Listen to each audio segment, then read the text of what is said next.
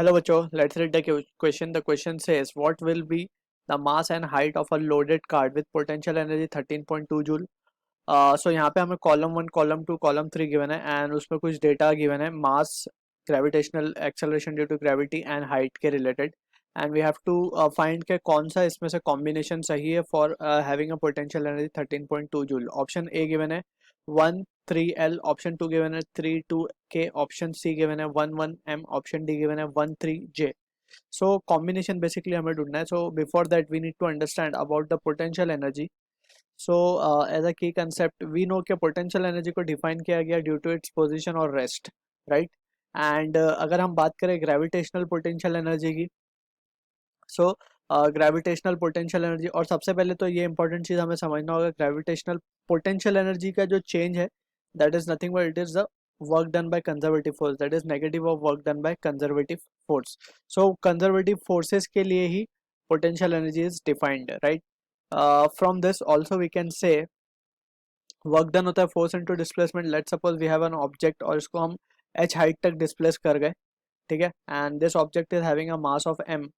So we can say जब हम इसे ऊपर लेके जाएंगे, so force that is mg will be acting in the downward direction and displacement इसका ऊपर की तरफ है, ठीक है ना. So we can say displacement and force are oppositely directed and we know work done is what fs cos theta. So यहाँ पे theta is the angle between force and the displacement. अब यहाँ पे in this case displacement and force are having angle 180 degree, यहाँ पे हम देख सकते हैं. So cos 180 degree will be what -1, so this comes out to be minus of fs. So this is how we calculate the work done, right. So यहाँ पे we can से F तो हमारे पास है mg और S है हमारे पास h. So in terms of magnitude अगर हम देखें, so work done is mgh, या फिर हम कहें it is the gravitational potential energy, right. So from this we can say now हम कॉम्बिनेशन चेक करना है. So we will check one by one. Option A को हम ले लेते हैं. सो वन बोल रहा है यहाँ पे, यानी कि व्हेन मास इज 3, कॉलम 2 में थर्ड लेना है यानी कि g को हमें 10 लेना है, और कॉलम थर्ड में हमें l लेना है यानी हाइट को हमें L is 0.80 metre, right. So this is the data that is been given. So यहाँ पे अगर हम देखें तो पोटेंशियल एनर्जी क्या आ जाएगी, mgh, यानी कि ये हो जाएगी हमारी 2400 जूल, यानी कि this is not matching with the potential energy that is been given, right. So यहाँ पे we can say this is option A तो इनकरेक्ट है हमारे लिए. ऑप्शन बी को देखते हैं अभी.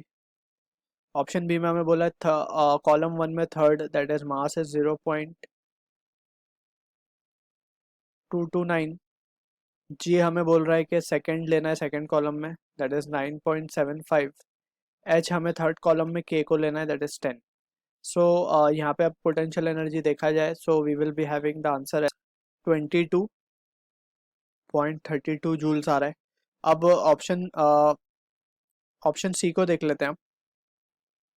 सी में हमें गिवन है मास की जो वैल्यू है 1 का फर्स्ट में 3, और जी को हमें लेना है सेकंड कॉलम का फर्स्ट 9.8, और हमें एच को लेना है थर्ड कॉलम में एम इज 0.45, राइट. सो यहाँ से हम देखें तो यू की वैल्यू क्या आ जाएगी हमारे पास 13.23 जूल. सो ये मैच हो रहा है आंसर. सो ऑप्शन सी हमारा करेक्ट होगा, लेकिन ऑप्शन डी को भी अब एक बार चेक कर लेते हैं. सो ऑप्शन डी के लिए हमें कॉम्बिनेशन क्या गिवन है, फर्स्ट में फर्स्ट गिवन है, so it will be 3 kg, right. यहाँ पे हमें जी की वैल्यू गिवन है, थर्ड लेना है कॉलम 2 में 10, और एच की वैल्यू हम लेना है, जे लेना है हमें, दैट इज 2.24, राइट. तो यहाँ पे हम देखें तो it can be 2.4 into 3, that will be 7.2. So this is again incorrect, right. So option C is the answer to the question. I hope you understood the solution. All the best.